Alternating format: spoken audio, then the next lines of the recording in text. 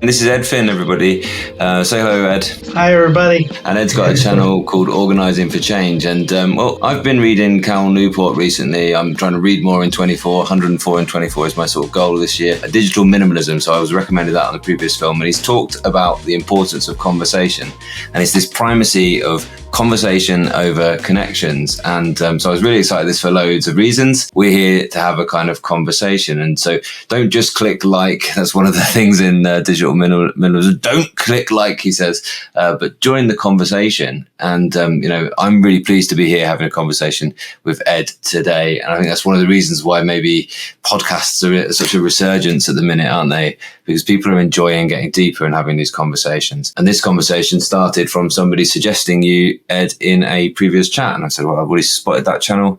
Great stuff. Taking on, looking at these great things, e-ink, from a different kind of angle. They've made this space which is free from this kind of attention grabbing jumble of Android apps.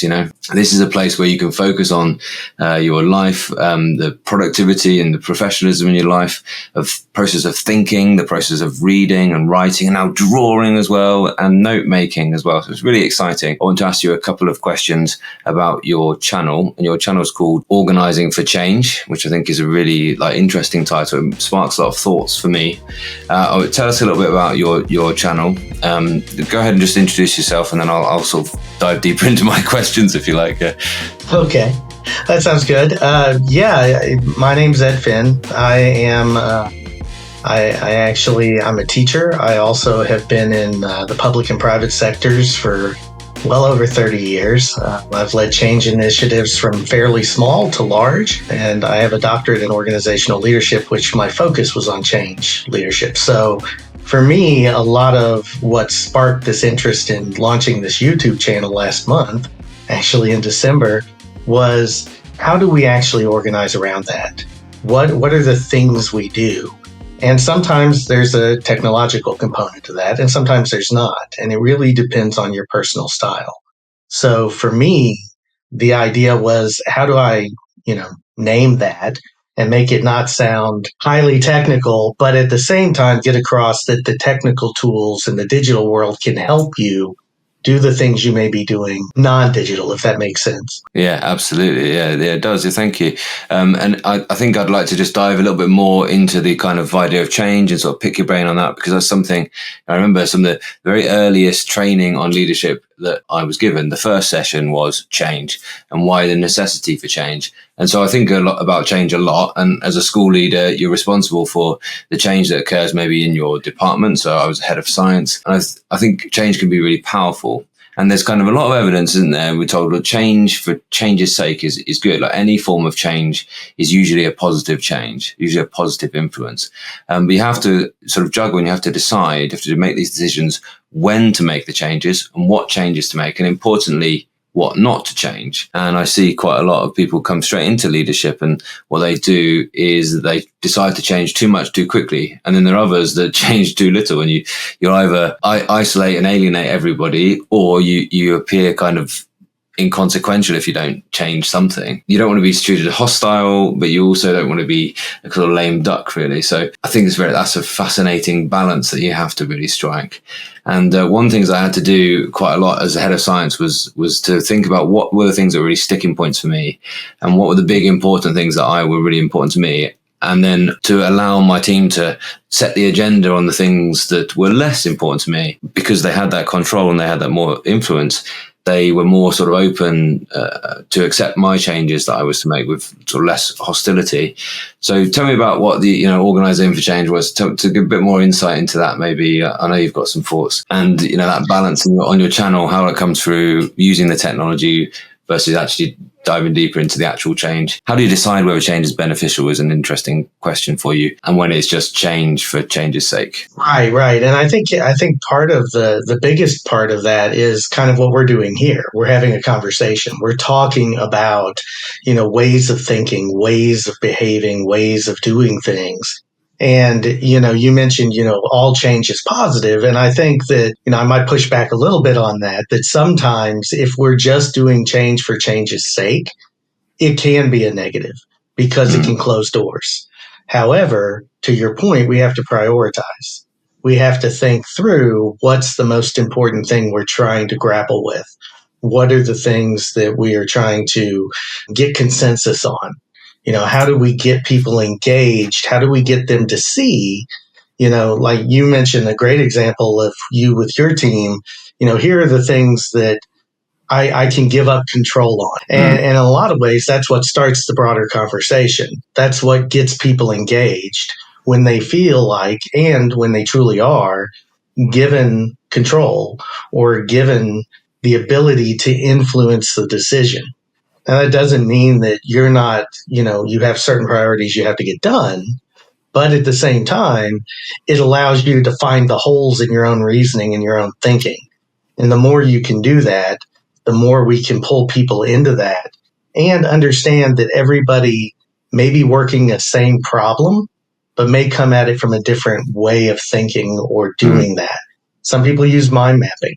I'm a big believer in it depending on what I'm doing. Some people use Excel spreadsheets. I use those too, depending on what I'm doing. A lot of times we pivot and we change, whether it's from pen and paper, or in this case, digital stationery, to a tried and true Word document, mind mapping software, project management software, whatever it may be. So it's about being flexible and adaptive. Fascinating, yeah. This isn't another computer. This isn't another iPad. This is digital stationery. And I think that's a really nice way to look at this particular device we're going to talk about. Any thoughts about this one? I don't know if you're an iPad user or a computer. And how does it fit into your productivity system with an iPad or a computer? For me, everything has its place. So my phone is for, quick things I need to do, maybe updating the calendar, things of that nature. For my computer, that's where I may do a deep dive. If I need to proofread a document really closely, I can blow up that text. I can get in there and I can do some different things that way. But for the Supernote, that's when I really need to focus. So if I need to take notes during a meeting, it removes the barrier between me and the people in the room. It allows me to jot things down without thinking about the typing and what keys I'm hitting.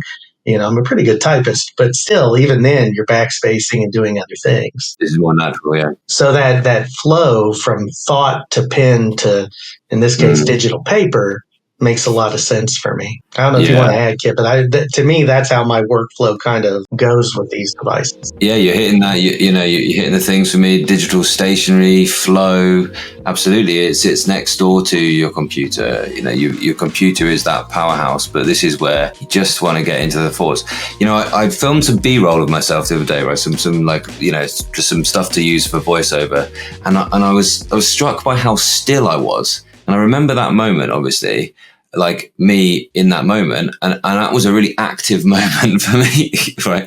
Because I was thinking, what I was doing was thinking, I was zoned in on this e-ink tablet that I was using at that time. I was zoned into it and I hardly moved. And then occasionally I made a few notes, just a few words. And then I made a few words. But for me in that, I must have filmed like 15 minutes of me.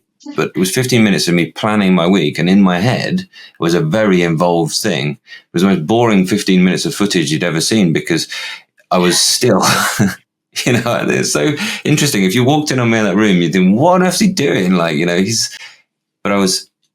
e-ink gives you that space to I was just thinking for my week, just thinking, if I do that then, I'll do that then. And they're going to like that and they're going to get a lot from that activity. And so that's where it sits. And my laptop was there because my laptop's where I need to then put that into the browser we have to request our practicals and things like that. It's called LabLogger. It's great. And, quick search on Google for how do I do that again? Or how do I explain that thing again? Or often it's look back at my old videos, funnily enough, to how I did that way back when. Being able to write and plan with a pen, it just made my thinking process so involved. And I say my memory of that was this really active time where I was really, really engaged. But yeah, it looked like I was just taking a break or something. Just got a Nomad, love it for journaling, Kindle and to-do lists.